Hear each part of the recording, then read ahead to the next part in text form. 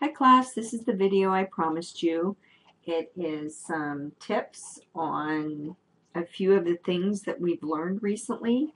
I won't be going over any homework because basically your homework for the next couple of weeks is your own artwork.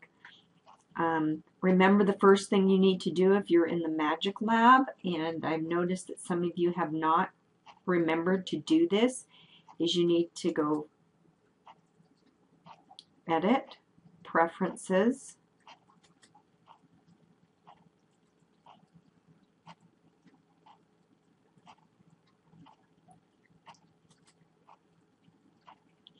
Selection and Anchor Display. You have to make sure that this is clicked. Object Selection by Path Only. It's already clicked, so that's fine. When you're working with type, if you aren't working with type, you don't need to worry about this one, but if you are working with type, you want to make sure that you have this checked. Type Object Selection by Path Only. First thing I'm going to show you is Pathfinder, which we've learned, and that's allowing you to put a hole into something so you can see through a shape. I'm going to go ahead and I'm going to put a pattern in the background so we can kind of see what's going on. Let me dim that down a little bit.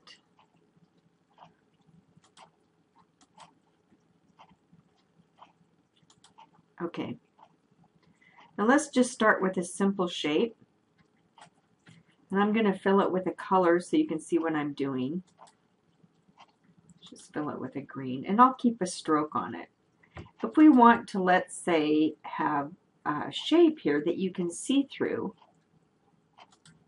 the only way you can do that is to create a compound path. So I'm going to create a second shape. And if I select them both and go to Pathfinder, I'll move that up here so you can see it. I typically only use these first two because all of these other things that the Pathfinder can do, and you're welcome to play with them, I find other ways to do them. So I basically use this. This combines two shapes, and this takes away the front. And that's what I'm going to do. And all you need to do is make sure they're both selected and click on that, and all of a sudden you have a see-through object. So let me select that and show you so you can see through it. If you have multiple items, let's say you want another shape that you can see through. Let's just say a star. Draw a star here. Once you have the Pathfinder created, you can just add to it. So I'm going to cut this and paste it behind this front object. And that sort of embeds it into this compound path. Now, if I just start like this, I've just released the compound path. By cutting it and repasting it, it releases it. But I can take both of these objects as long as they're in front.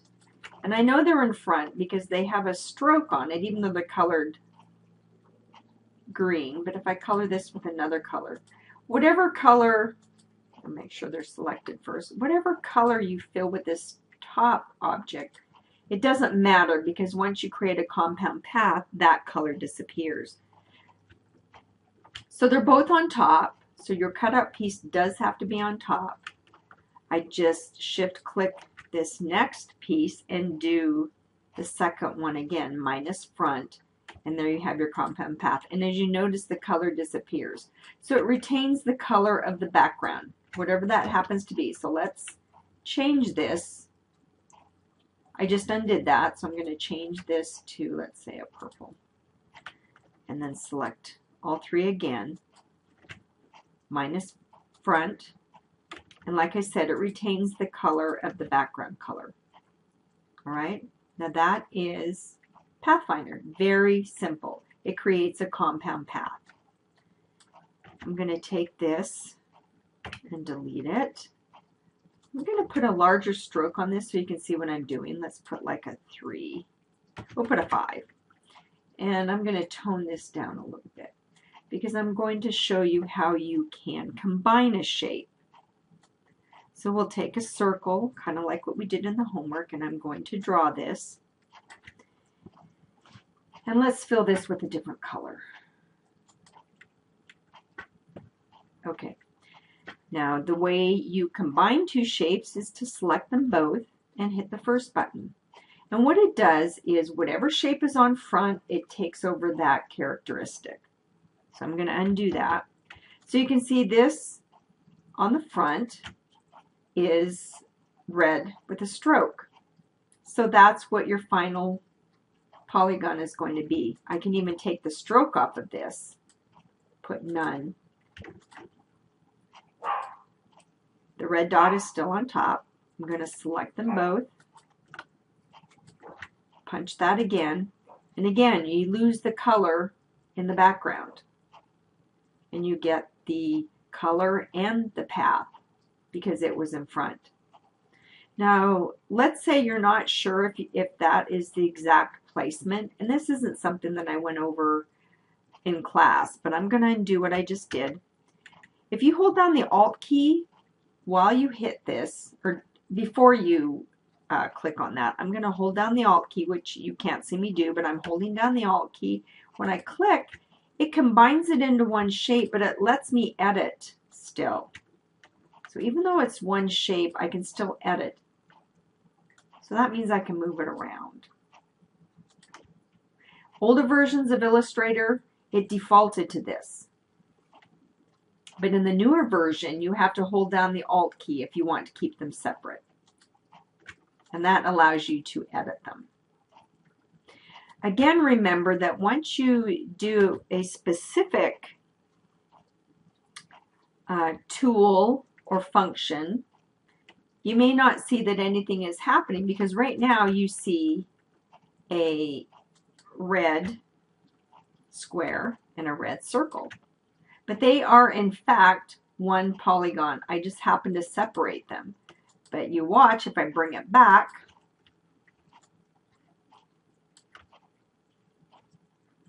it's going to turn back into one shape. That means if I change this color, it will change the other color. If I change this color, it also changes them both because they're joined. They are one now. Okay, so that's it with the Pathfinder. I actually meant to tell you from the beginning what I'm going to be going over in this little tutorial is Pathfinder, Mask, 3D and Mapping, creating a symbol, creating a color swatch, place and embed, outline fonts, group, lock, hide, paste, and outline mode. So we just did Pathfinder. I'm going to show you Mask. The first time you use Mask was in masking a photo. Now I'm going to show you how you can use masking in the use of polygons. So I'm just going to draw a simple shape here.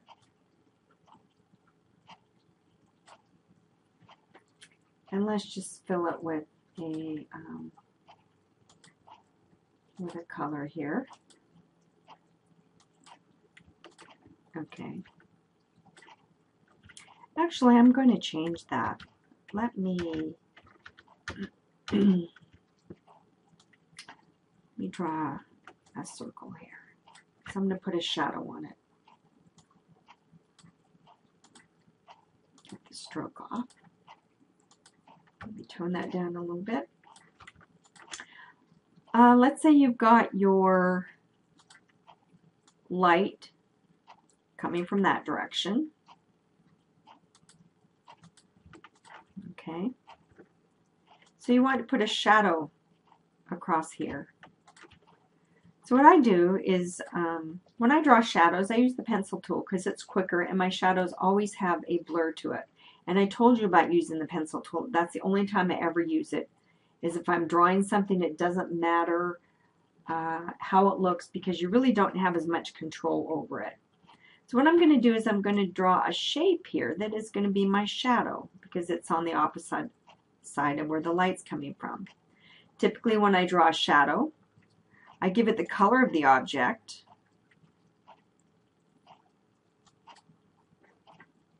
like so, and then I darken it and I add black. Then I give it a blur.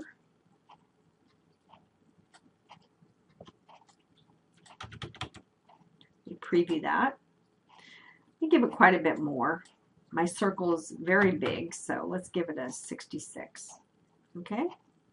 So one thing about masking is you can use the shape that you've already drawn. So since I want to put a shadow on my circle here, I'm going to copy this.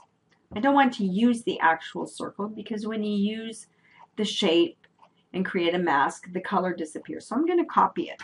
Control C. The mask always has to be in front. So I'm going to select my shadow, Control F. Then I'm going to shift click, like so.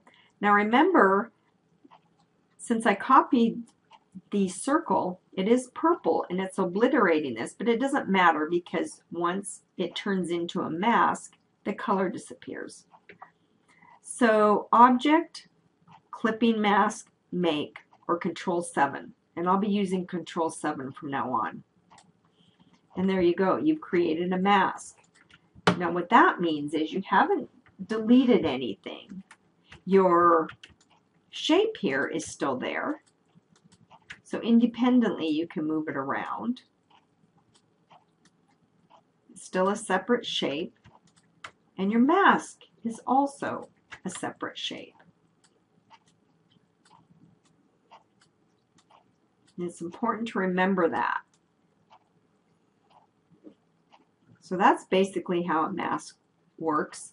We will be learning later on working with shadows, which is what I've done here. If I were really wanting to use this as a shadow, I would probably give it even more of a blur, which I can do by going back into Appearance.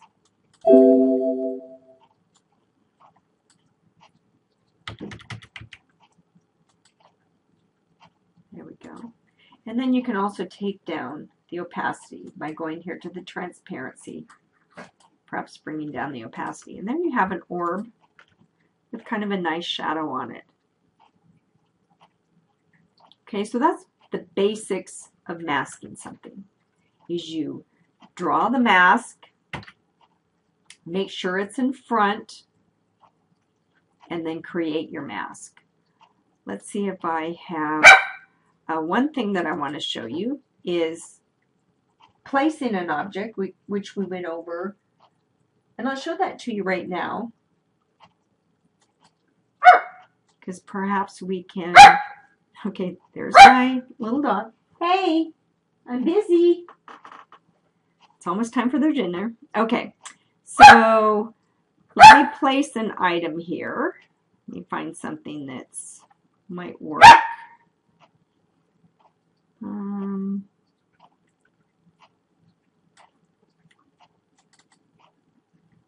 Oh, let's maybe take this.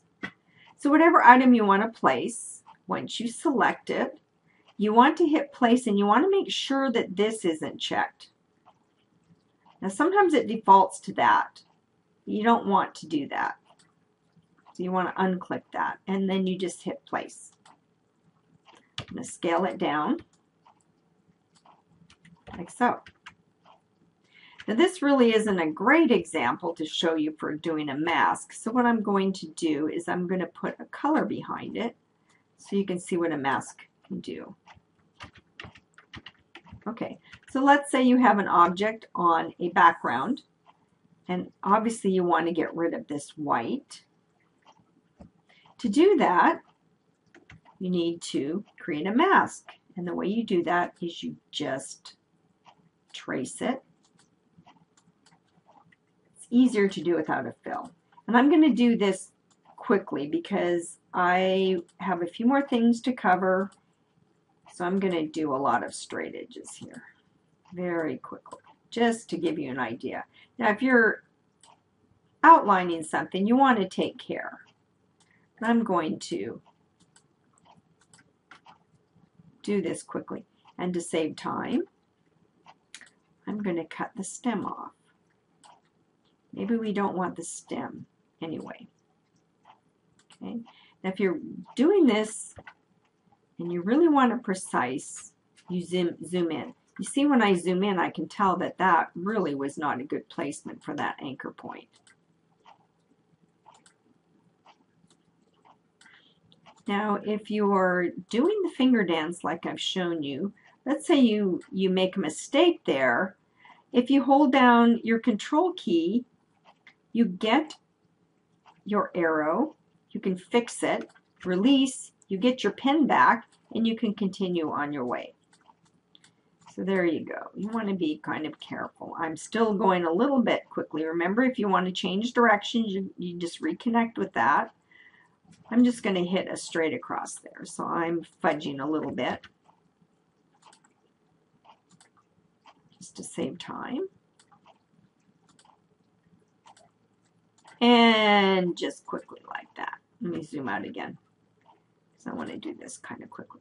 So to get really exact outlines, you want to zoom in,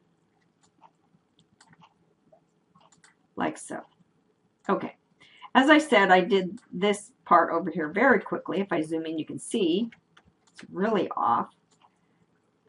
You can always go back in and readjust. Obviously, I really did not do a good job here, but I was doing that very quickly. But you see how when you zoom in, you can really see. Probably would redraw that whole thing. So sometimes zooming in, if you have some big fixes to make, you just sort of, and you can see I didn't quite connect with that because it didn't highlight. So I know I didn't connect with it, so I'm going to undo what I just did. And there it is back again. Make sure that I do connect with it, and when I do, it highlights the whole thing. So that's one way you can tell with right away if you haven't reconnected with something. Okay. I'm going to zoom out again. Now that's my mask. It's like a window. And it's on top because I just drew it. So I select the mask and the photo. Remember, you have to select the photo. You can't just select the photo by clicking here. You have to click on the path, which is over here, on the edge. There you go. And then Control 7. And there you go. And when you've finished with that, you can even go in here and make fixes, because obviously that's not very good. It's showing some white there, and it's even showing some white there. So you can go in and clean it up, and there you have your mask. So you can mask photos and shapes, and we're going to be using masking a lot. Masking is a huge part of working with Adobe Illustrator. Okay. The next thing I'm going to show you is creating a symbol. So let's delete this. Creating symbols is very easy. And you can use it for quite a few things. I'm going to have to hurry up here because I know I've got another dog here that's going to be complaining that they want their dinner because it's 4:30 and that's when they start complaining.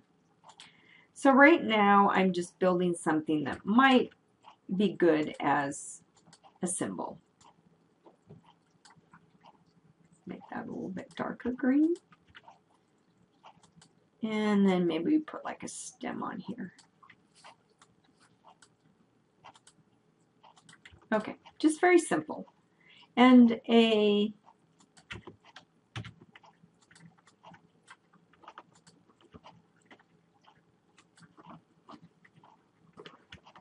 okay, so once you've drawn your shape, I want to open up my symbols here. Okay, so you select your shapes and go up here, new symbol, let's call it leaves.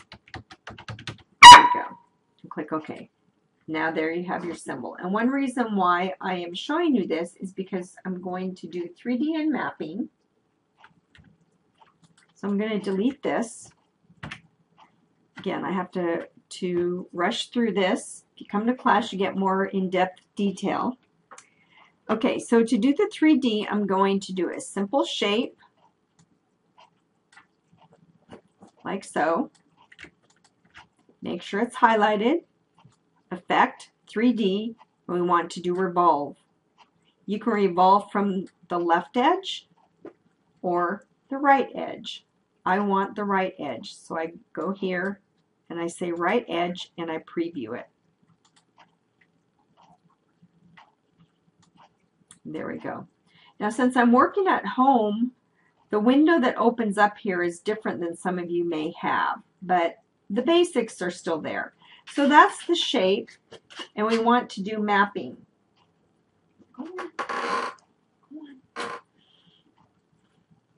And to do that, you go to Map Art. In some of the older versions, you might find that up here. Before we do that, I'll show you over here where you can sort of rotate your image, like so. Get it where you want it, you go Map Art. And from here you can map symbols. Right now there's 5 edges that I can map. Okay, and it highlights it for you right here. So there's 1, 2, it's mapping the inside now. It will map the inside. 3, that's more of the inside. 4, not sure if that's inside or outside. 5, that's outside. Okay. And there's the first one. And that's where I want to map. It's this shape right here. And I do that with a symbol. That's how you get an image on here. We want, oh, well, my leaves are green. So I think what I'm going to do is I'm going to cancel that. Forgot about that. I'm going to cancel that. And I'm going to change the color to red. That way you can see what I'm doing. Okay. Go back to Effect, 3D, Revolve, Preview. Oops, we want to go right edge, like so. Again, Map Art. We want it there. And now when I put the leaves on, you'll be able to see it better. I'm going to do this.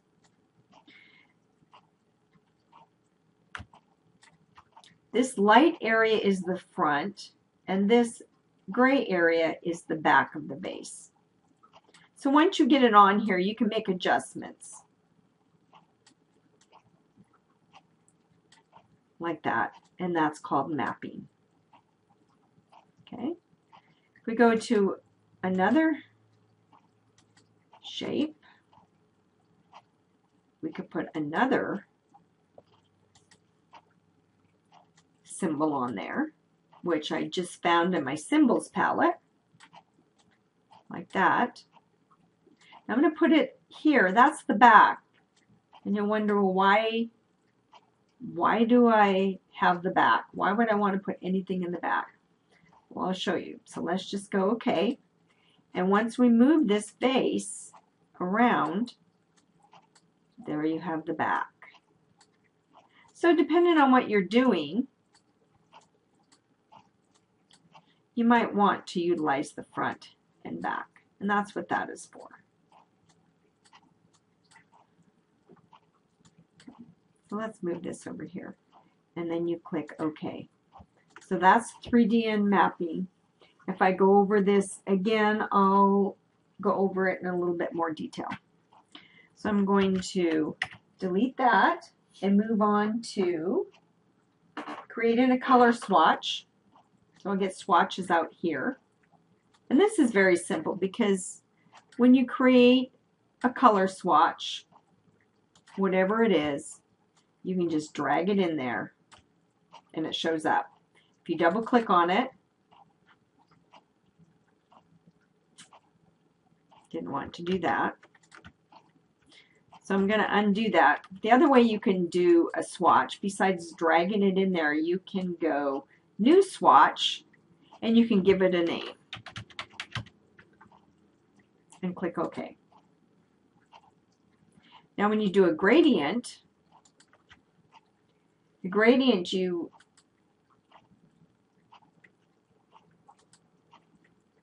let's see, let me start with a gradient and add a color to it. Okay, so if you want to do a gradient, you can't just drag it in. It needs to recognize it as a gradient. You go up here, New Swatch, it tells you it's a gradient, and you give it a name or not, click OK, and there it is. And then that way,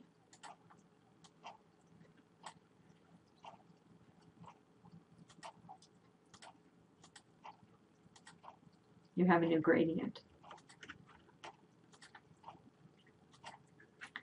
If you take this same color and drag it in there,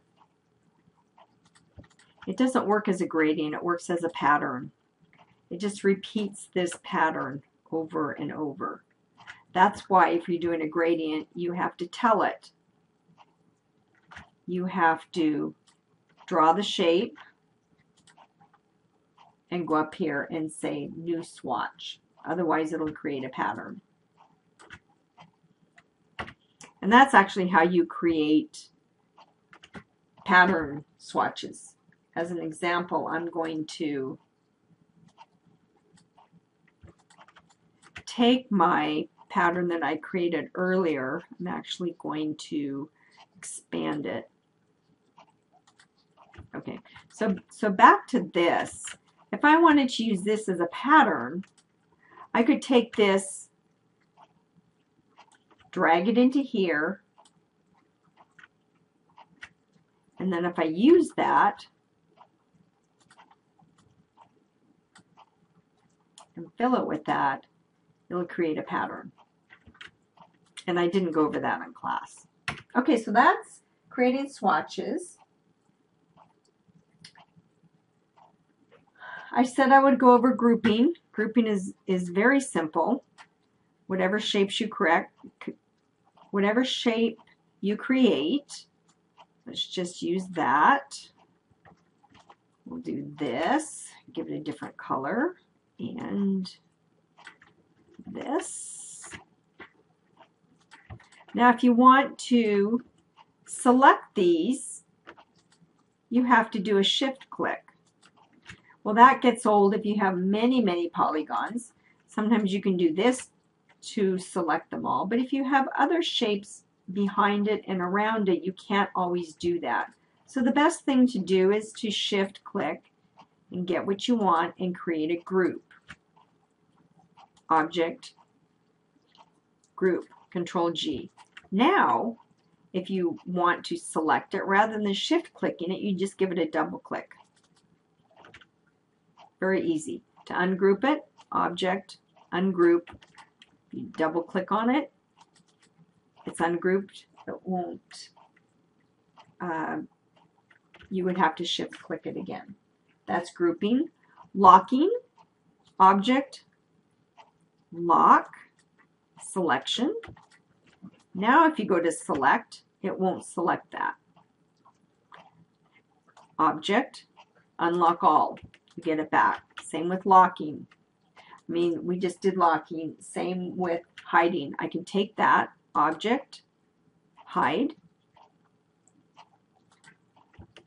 It's still there. You just can't see it. You can't access it, but it's still there. You want it back, show all. There it is. It's in the same place. Even though I moved this, this remained the same.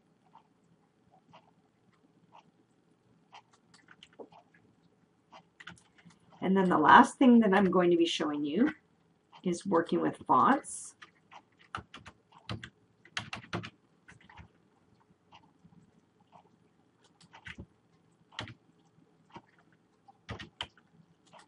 Let's just make this big. Type, make sure it's selected, font, choose whatever font you want. Let's try something like this. It's a little big. It's smaller. Okay. And just remember, if I use this font, this is a very strange font. Not everybody has it. If you give this file to somebody and they open it, it's going to substitute a different font. And the font will be very simple and plain. If you want someone else to look at it, you have to outline this. Type. Create outlines. It's no longer a font. You can still color it and whatnot and do those things, but you cannot edit it anymore. That means if you have a typo here, you cannot fix it. You would have to retype it. But this allows other people to see the font that you chose. Okay, well, like I said, my dogs are crying. They want to eat. I'll try to do another one of these little shortcut type of videos in the future, and especially if any of you have some requests, just let me know and I'll try to include that in another video. Thank you. Bye-bye.